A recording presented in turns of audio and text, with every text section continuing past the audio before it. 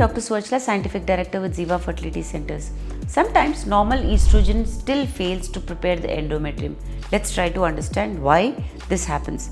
One of the most confusing situations in fertility treatment is when estrogen levels are normal, the uterus looks structurally normal, yet the endometrium fails to prepare for implantation. Many patients ask, if my estrogen is normal, why is my lining not responding?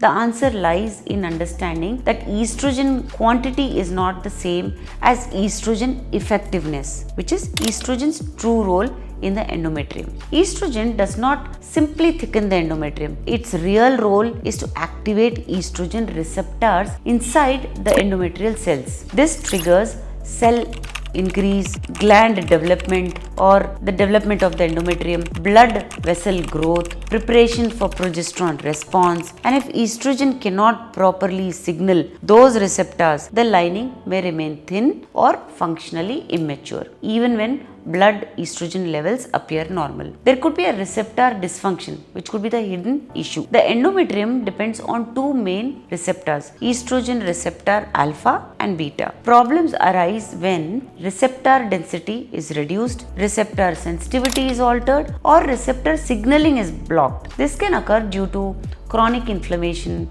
previous uterine infections, endometriosis, repeated uterine procedures, age-related cellular changes, and in these cases, estrogen, although is present, but the endometrium cannot hear the message.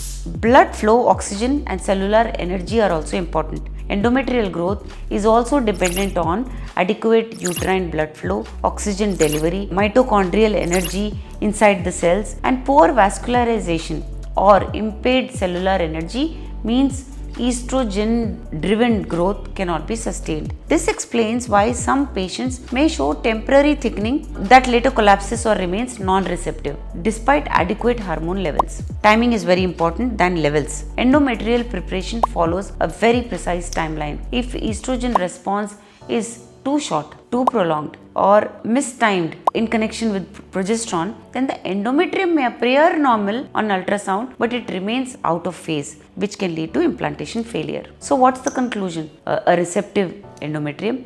What matters is receptor response, cellular energy, blood flow, immune balance, timing, coordination, and because fertility is not about how much hormone is present, but about whether the uterus can respond, interpret, and execute the signal at the right moment. If you wish to understand more, please feel free to contact us. Thank you.